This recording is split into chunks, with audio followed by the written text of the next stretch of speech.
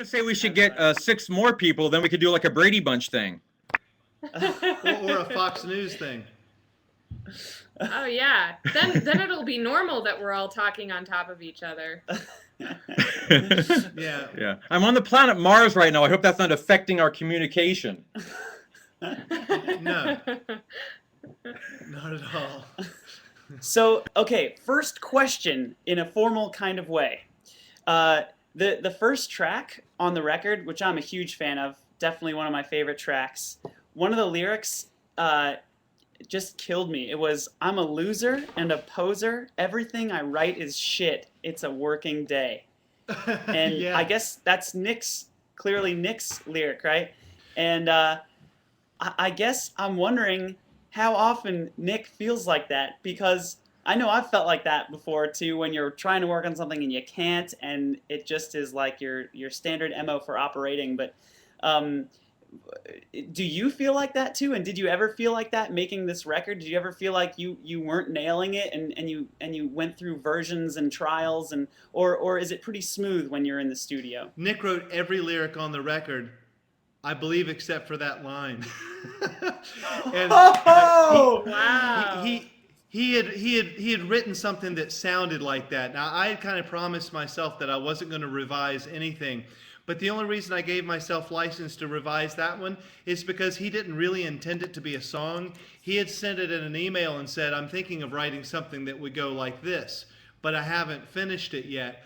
And I just thought, wow, that seems finished, minus just something that kind of explodes right when he decides that he's a total phony. So I kind of Right. did the dumb rock lyricist thing and just set it there so that I could change time signatures. But yeah, I think Right. I think all musical artists feel, or writers, I guess, because this is Nick's sentiment, feel like that, don't you? I mean, it's like at one moment you feel like, yeah, I'm the shit, and then the next minute you're like, I am shit. And I think he nailed it really well in that. I think that's with any artist. You go through periods, 20 times an hour, where you come up with a great line and you go, "Oh, this is amazing! I'm a genius!" And then, 10 minutes later, it's like, "Why am I even doing this? I have no business doing this. I'm horrible." So I can completely relate with the working day. It's really quite brilliant. And then you mentioned that that Nick wrote all the lyrics on the album except for that one. How did that work?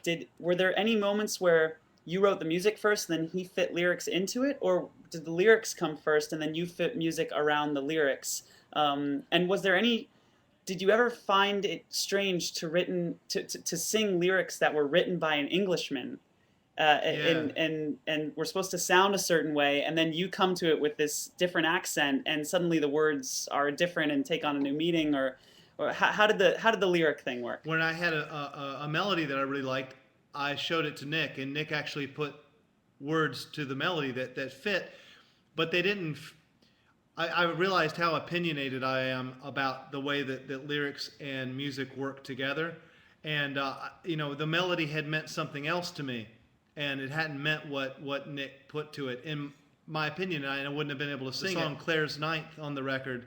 He had written those words to an existing melody, which was a waltz, and it didn't work for me because the waltz meant something else. So I took his lyrics and wrote a completely new melody to it, which is the one on there. So I think with Nick and I, it has to be the lyrics first. I mean, how about your stuff? When you guys write, is it a musically driven thing or a lyrically driven thing? I would definitely lean towards musical. The funny thing is when I write most of my songs, just Natalie originals, it generally starts with either lyrics or a bass line.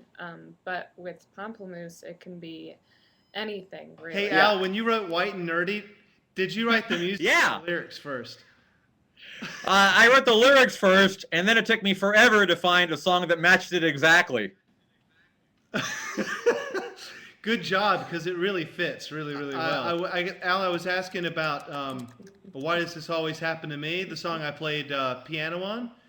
Uh-huh. Did Did you write the words or the music first on I that? don't know. I think that might have been one of those songs where I kind of wrote them both at the same time. I wrote some of the lyrics like a hook, and then I kind of fleshed out the music a little bit, and then went back and just went back and forth a little bit.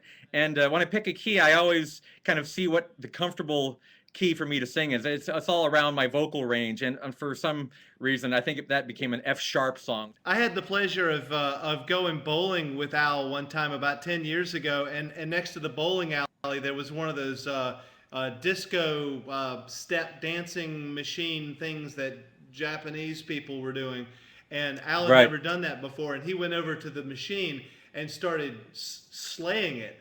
It was amazing. He figures he's a quick learn. He's smart. Can you still man. can you still get your leg? Can you still get I your can leg around? I can get my foot behind my head. See, my shoe behind my Oh head. my See. God. Wow. How do you do that? It's amazing. It's because of it's the gravity on Mars.